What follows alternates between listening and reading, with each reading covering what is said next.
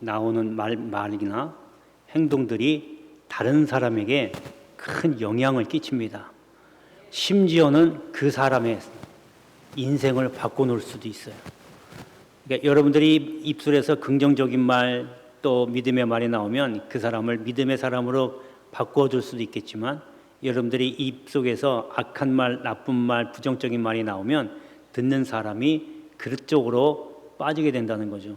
멀리 생각할 필요 없어요. 우리 가정부터 생각해 보세요.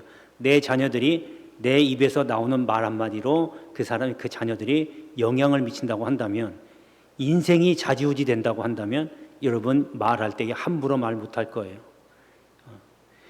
여러분, 그래서 그리스도인은, 예수 믿는 사람들은 말에, 입술에, 혀에 능력이 있다, 혀에 권세가 있다는 걸 여러분 믿으시길 바랍니다. 그러니까 특별히 기도도 많이 하셔야 되겠지만, 기도 제대로 하신 분들은 입술을 열 때마다 축복하는 말이 나와요. 여러분 153 운동 하잖아요. 여러분 이게 지금 여러분 처음에는 그냥 막 할지 모르지만, 아마 올해 연말쯤 되면 여러분이 아마 그것이 입술의 습관이 돼서 아마 축복이 잘 나올 겁니다. 여러분, 그게 상대방이 아무리 미워도 축복만 하면 그 사람이 잘 될 뿐만 아니라 오히려 그게 나한테 오는 거예요. 그 사람이 축복받을 만한 그릇이 안 되면 내가 입술로 고백한 복이 나한테 돌아오는 거예요. 할렐루야. 그러니까 예수 믿는 사람들이 세상 사람들과 싸우는 방법은요, 축복해 주는 거예요. 같이 맞받아쳐서 멱살 잡고 싸우고 욕하고 험담하고 그러지 마세요. 결국 그게, 그 사람이 만약에 그렇게 험담을 들었어요, 여러분들이 저주했어요, 그 저주한 걸 들었어요, 듣고서 그 사람이 만일 회개하고 하나님 앞에 죄송합니다라고 왔으면, 그 여러분들이 선포한 저주와 그 악담이 누구한테 가요? 선포한 사람이 다시 가는 거예요. 그 사람이 어떻게 회개하고 하나님 앞에 돌아갈지는 우리도 몰라요. 하나님만 아시니까. 그 사람이 하나님을 선택해서 내가 이 사람을 다시 써야 되겠다, 다시 돌이켜야 되겠다라고 하면, 여러분 그 사람이 누군지를 몰라도 아무튼 간에 축복하고 기뻐해주고 안아주고 이렇게 해야 그 사람이 잘 되면 기쁜 거고, 그 사람이 돌이키지 않으면 내가 선포한 복이 나한테로 돌아오는 거예요. 할렐루야. 여러분, 이게 절대로 세상 사람들과 싸울 때 같이 맞붙지 말고 축복으로 싸우시길 바랍니다. 손으로 돌려서 이겨내시길 축복합니다. 예. 자, 오늘은 시편 1편에 있는 말씀을 가지고 복이 있는 사람이라는 제목으로 말씀을 증거하겠습니다. 시편 1편은 너무나 유명한 말씀이죠. 웬만하면 우리 아이들도 아마 웬만하면 다 기억할 거예요. 여기서 복 있다라고 하는 말은요, 복을 받은 사람 혹은 복을 받을 사람을 다 포함하는 겁니다. 그런데 지난번에도 말씀드렸지만, 복 받을 사람, 복 받은 사람은요, 아무나 복 받은 게 아니고 복 받을 만한 일을 했기 때문에, 복 받을 자격이 있기 때문에 복을 받는 겁니다. 그래서 그런 사람은 복 받은 사람, 참 복이 있다, 이렇게 얘기를 하죠. 세상 사람들은 얼굴만 보고도 그냥 참 복스럽다라고 하잖아요. 도대체 뭘 보고 복스럽다고 하는지 모르겠지만, 아마 세상 사람들은 잘 몰라서 그냥 이쁘게 생기고 참 멋지게 생겨서 복스럽다라고 생각할 수도 있어요. 하지만 성경에는 그런 복이 아니라 어떤 사람이 복을 받고 복이 있는지 오늘 함께 은혜를 나누도록 하겠습니다. 자, 첫 번째는 앞장을 서는 사람이 복이 있습니다. 예수의 제자 12명이잖아요. 12명의 제자들을 이렇게 쫙 살펴보면 세 분류로 나눌 수 있어요. 그러니까 첫 번째가 앞장서는 사람입니다. 이런 사람이 이제 베드로, 야고보, 요한이에요. 이 세 사람은요, 주님이 항상 갈 때 곁에 항상 있었어요. 제자들을 다 데리고 훈련시킬 때 죽은 사람을 살리려고 주님이 들어갔을 때 이 세 사람을 따로 부른 거예요. 이 세 사람은 항상 주님 곁에 서서 하는 역사를 봤어요. 그리고 마지막에 기도할 때, 마지막 기도뿐만 아니라 다른 데 기도할 때도 마찬가지로 다른 제자들은 조금 멀찌감치 있으라 하고, 베드로, 야고보, 요한은 들어와라, 따라와라, 그래서 가까운 곳에서 함께 기도했어요. 변화산 사건 들어갈 때도 제자들은 산 밑에 내려놓고 베드로, 야고보, 요한 따로 3명 불러서 올라가자, 거기서 천국 경험하잖아요. 그러니까 이 세 사람은 항상 앞장섰던 사람이에요. 자, 두 번째 분류의 사람은 따라주는 사람입니다. 앞장서지는 못해도 그래도 순종하며 말씀에 따라가는 사람이 있는데, 안드레를 포함한 8명의 제자가 바로 이런 사람입니다. 앞장서지는 않더라도 순종하는 것 자체도 복이겠죠. 자, 그 다음에 세 번째 부류는요, 뒤에 쳐져가지고 원망하고 불평하고 불만을 터뜨리는 사람들, 바로 가룟 유다입니다. 여러분 결과는 다 아시겠지만 베드로는 수제자가 되었고 가룟 유다는 결국 자살을 택했죠. 여러분 우리 교인들도요, 이렇게 세 분류가 있어요. 앞장서는 교인이 있습니다. 교회 일을 자기 일처럼, 주님의 일을 자기 일처럼 누가 하든 안 하든 앞장서서 일을 찾아가면서 하는 사람. 여러분 저도 직장 생활을 해보니까요, 일이 고되거든요. 근데 고되도 보니까 신입사원 때는요, 그냥 시키는 것만 하면 돼요. 복사해라. 제가 복사만 1년 동안 했어요, 신입사원 때. 그래서 심지어는요, 동기 보고 야 우리 나가서 그냥 복사집 하나 차리자, 이거 갖고도 먹고 살겠다라고 할 정도로 복사만 해서, 여러분 그냥 복사기 하는 이런 우리 사무실에 있는 복사기가 아니고요, 저는 그때 설계를 했기 때문에 도면이 큰 게 전지 같은 게 있어요. 그거 복사하러 다니고 그랬어요. 그 당시는 복사기가 큰 게 있는 게 아니고 감광제라고 해가지고 이렇게 형광물질 같은 거 해가지고 복사하는 게 있거든요. 그 냄새, 암모니아 냄새가 굉장히 지독합니다. 이거를 매일같이 수십 장씩 복사한 거예요. 지금이야 좋아져가지고 이제 큰 전지도 복사하는 기계가 있거든요. 그러니까 복사만 하고 1년 동안 다닌 거예요. 근데 이제 진급을 하니까요, 이제는 시키는 것만 해서는 안 돼요. 자기가 알아서 자기 과에 맡겨진 일을 도와야 돼요. 찾아서 해야 되는 거예요. 그 나중에 점점 직급이 올라가면요, 이제 밑에 부하 직원들 관리하면서 일 또 다루고 해야 되니까 너무 힘든 거죠. 그러니까 교회 일도 똑같아요. 교회 일도, 주님의 일도 찾아서 하는 사람이 있어요. 자기 일처럼, 자기 집안 일처럼. 이거 안 됐으니까 이거 해야 되겠다. 이게 앞장서는 사람들이에요. 그 다음에 순종하는 사람이 있어요. 앞장서진 않지만 이거 해주실래요? 이거 합시다. 그럼 네 하고 찾아서 와서 하시는 분들이 있어요. 이 따라주는 사람들이에요. 근데 세 번째처럼 일은 안 하면서 뒤에 딱 쳐다보면서 험담하고 원망하고 불평하고 불만 갖는 사람들. 일은 안 하면서 그렇게 불만 갖는 사람들이 있어요. 이게 우리 교회뿐만 아니라 세상 사람들 나누면 그럴 거예요. 여러분 이 중에서 가장 복된 사람이 누구겠어요? 첫 번째 아니겠어요? 앞장서서 주의 일을 내 일처럼 하는 사람들. 그래도 그거 안 하더라도 순종하며 따라가는 사람도 복은 있어요. 그러나 그보다 더 복이 있는 사람이, 더한 사람이 바로 앞장서는 사람. 우리 연무대 교인들은 이렇게 앞장서는, 이제는 순종해서 더 한 단계 업돼서 앞장서서 주님의 일, 교회 일을 내 일처럼 하는 그런 여러분 되시길 주의 이름으로 축복합니다. 자, 이제 본문의 1절을 한번 보겠습니다. 복 있는 사람은 하고 악인들의 꾀를 따르지 아니하며 죄인들의 길에 서지 아니하며 오만한 자들의 자리에 앉지 아니하고, 그리고 2절에 율법을 주야로 묵상하는 자라고 이렇게 기록하고 있습니다. 여러분 이 다윗이신데, 복 있는 사람은요, 1절과 2절을 정리해 보면 복 있는 사람은 해서는 안 된 일은 죽어도 안 하는 거예요. 하나님이 하지 마라 그러면 목에 칼이 돌아도 안 하는 거예요. 세상과 절대 타협 안 해요.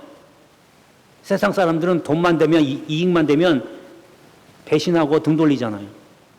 근데 하나님의 말씀에 아니야, 하지 마 그러면 어떤 일이 있어도 안 하는 겁니다. 또 반대로 하나님이 이건 해야 돼, 해야 될 일은 죽어도 하는 거죠.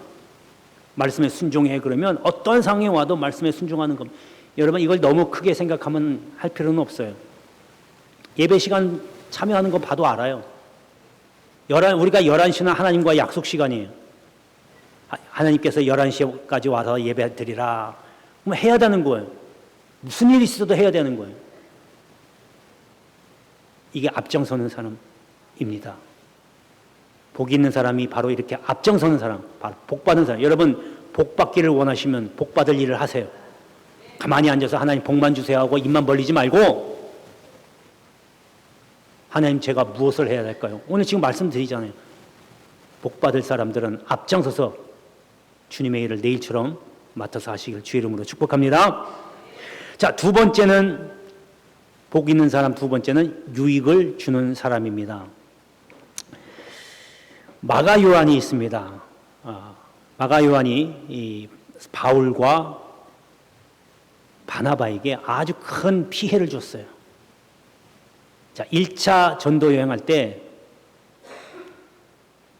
바나바와 함께 마가 요한을 데리고 전도 여행을 했어요. 전도를 해서 하러 다녔어요. 근데 전도가 쉬워요? 너무 힘들죠. 그래도 자비랑으로도 하는 건데 너무 힘든 거예요. 그러니까 중간에 마가 요한이 나 못하겠다.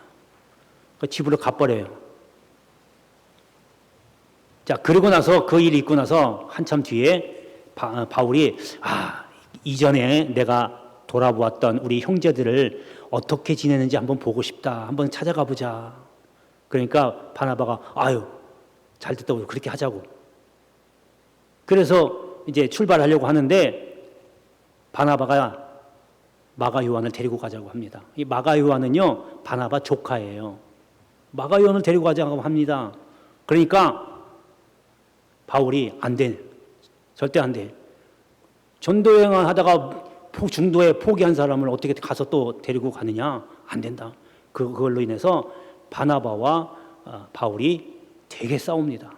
그리고 그러면 나는 나대로 갈 테니까 바울은 바울대로 알아서 하시고 헤어집니다. 그래서 바울은 실라를 데리고 2차 전도 여행을 가고 바나바는 다시 마가 요한을 데리고 구브로로 다시 발길을 돌립니다. 여러분, 그런데 놀라운 일이 일어납니다. 그 사이에 바나바가 마가 요한을 데리고 훈련을 시킵니다. 이대로는 안 되겠다. 그래서 다시 데려다가 훈련을 시킵니다. 그래서 바나바가 이제 변화가 일어나는데 피해를 줬던 이 마가 요한이 이제는 유익을 주는 사람으로 바뀌게 됩니다. 그걸 어떻게 하냐면요, 디모데후서 4장에 보면 이제 바울이 전도하다가 로마 감옥에 갇혀요. 그리고 본인이 이제 내가 살 날이 얼마 남지 않았다는 것을 알고 그동안에 있는 사람들을 다 데리고 오라고 합니다. 그리고 이제 디모데에게 교회를 맡기고 자기는 감옥에 있잖아요. 그러니까 디모데에게 편지를 써요. 디모데야, 너 이제 나한테 면회 올 텐데 면회 올 때 혼자 오지 말고 마가 요한을 데리고 와라. 그가 내 일에 유익하니느니라. 이렇게 하면서 편지를 써요. 그러니까 마가 요한이 피해만 줬던 사람인데 바나바에게 훈련받았더니 이제는 유익을 주는 사람으로 변화됐다, 그거예요. 할렐루야, 할렐루야. 이게 얼마나 큰 복된 거예요. 바울이 인정한 거예요. 여러분, 유익을 주는 사람이 진짜 복 있는 사람입니다. 이러한 연모대 교인들 되시기를 주의 이름으로 축복합니다. 자, 이제 본문을 한번 보겠습니다. 본문에 보면 3절입니다. 그는 시냇가에 심은 나무가 철을 따라 열매를 맺으며 그 잎사귀가 마르지 아니함 같으니 그가 하는 모든 일이 다 형통하리로다. 지금 이 물가에 심어진 나무는요, 자기 할 일만 다 한 거예요. 나무가 열매를 맺어야지 쓸모가 있는 거잖아요. 자기 할 일 다 했을 뿐인데 사람에게도 유익을 주고 짐승들에게도 유익을 준 거예요. 여러분, 이 말씀의 구절을 보면서 그냥 연상만 하지 마시고 항상 말씀은요, 옆에 있는 김집사에게 주는 게 아니고 바로 나에게 하나님이 성경을 통해서 주시는 말씀이에요. 그럼 오늘 이 말씀을 통해서 나를 한번 견뎌보세요. 나는 과연 어떤 유익을 주고 있는가? 아니면 어떤 유익을 줄 것인가? 한번 나를 한번 돌이켜보세요. 내가 상대방에게 상처만 주었는가? 아니면 악한 일만 행했는가? 다른 사람의 것을 다른 사람을 험담하고 다른 사람의 것을 빼앗으려고 무슨 계획을 세운 건 없는가? 내가 그 사람에게 무슨 도움을 줬는가라고 한번 돌이켜 보시길 바랍니다. 이것이 옆에 있는 김집사 누구 장로님에게 해당되는 말이야. 이거 가서 빨리 들려줘야지. 여러분, 이러면 이 성경 말씀은 나하고 아무런 상관이 없어요. 그 얘기는 뭐예요? 하나님과 나와는 아무런 관계가 없다는 거예요. 다른 건 몰라도 여러분, 하나님이 여러분을 떠나버리면 이건 이미 인생 끝장난 겁니다. 아무리 내가 생활에 어려움이 온다 할지라도 또 육체적인 고통이 온다 할지라도 하나님만 내 옆에 곁에 계시면 그걸로 만족한 겁니다. 할렐루야, 할렐루야. 여러분, 우리가 오늘 말씀을 준비하면서 컴퓨터 화면에 이렇게 갑자기 금연이 뜬 거예요. 제가 이제 목욕실에 앉아서 이렇게 이제 묵상하고 있는데 제가 컴퓨터 화면에 말씀 구조를 돌아가게끔 해놨거든요. 근데 거기에 갑자기 그 화면이 딱 뜨는데 디모데후서 4장인가요? 그 말씀이 나오더라고요. 하나님이 지으신 모든 것이 선함에 감사함으로 받으면 버릴 것이 없다. 이 말씀이 딱 나오는 거예요. 그러니까 그 말씀이 내 가슴을 쾅 치더라고요. 내가 현재 있는 것에 뭐가 불만이 있으며 뭐가 불평이 있고 또 이것이 안 되고 저것이 안 되고 왜 자꾸 그런 부정적인 생각이 들었는가라고 하는 말씀을 들으면서 하나님이 지으신 것이 지었다는 것에 물질만 지으신 게 아니잖아요. 내가 먹을 것, 입을 것 그것뿐만 아니라 이루어진 모든 내 주변의 일들이 다 하나님이 행하시는 거거든요. 그러니까 이런 것들이 모든 게 다 선하다는 거예요. 그렇다면 내가 지금 겪고 있는 어려움과 고통과 힘든 것들도 하나님이 그렇게 만드신 거기 때문에 이 또한 하나님이 선하시다는 거죠. 근데 이것을 감사함으로 받으면 내게 닥치는 고난과 힘든 거, 어려운 거, 무시당하고 멸시당한 것도 버릴 것이 하나도 없다는 거예요. 하나님께 다 감사할 뿐이라는 이야기죠. 그래서 이게 뭐냐면 내가 유익을 주지 못했다라고 하면 그동안에 하나님이 주신 것을 다 감사함으로 받지 못하고 내가 고른 거예요. 좋은 거, 나쁜 거. 하나님은 나쁜 걸 주지 않습니다. 내가 나쁘다고 생각하기 때문에 나쁜 거지. 하나님은 여러분들에게 결코 좋은 것만 주지 결코 나쁜 걸 안 줘요. 자녀들에게 너 가서 거지나 되라, 너 가서 폭삭망해라 이런 부모 어디 있어요? 아무리 힘들어도 어떻게든 도와주려고 하고 어떻게든 이렇게 세우려고 하잖아요. 하물며 만물을 지으신 내 아버지 되신 하나님께서 내가 자녀인데 내가 폭삭망하는 걸 원하시냐고요? 아니죠? 그러면 하나님이 주시는 모든 것이 다 선하고 감사하다는 거예요. 할렐루야, 할렐루야. 내가 그걸 그대로 받지 못하는 것은 내가 나쁜 거 좋은 거 혼자 스스로 갈라놓기 때문에 그래요. 그래서 여러분, 내가 상대방에게도 유익을 주고 유익한 생활을 하는 사람에게 하나님이 복을 주시는 줄을 믿으시기를 주의 이름으로 축복합니다. 자, 이제 마지막 세 번째입니다. 세 번째는 인정을 받는 사람이 복이 있습니다. 여러분, 타작마당이라고 하는 것이 있습니다. 성경에도 타작마당이라고 나오는데 타작마당이 뭐냐 하면 곡식을 추수하잖아요. 그러면 그 추수한 곡식을 가지고 이 마당, 타작마당이라고 하는 곳으로 가지고 옵니다. 그러면 거기에서 이제 알곡과 쭉정이를 골라내는 작업을 해요. 뭐 지금은 아마 기계로 하는데 여러분, 우리 농사 짓고 나면 키라고 하는 거 있죠? 여러분 다 아시죠? 저는 서울 사람이어도 키가 뭔지는 알거든요.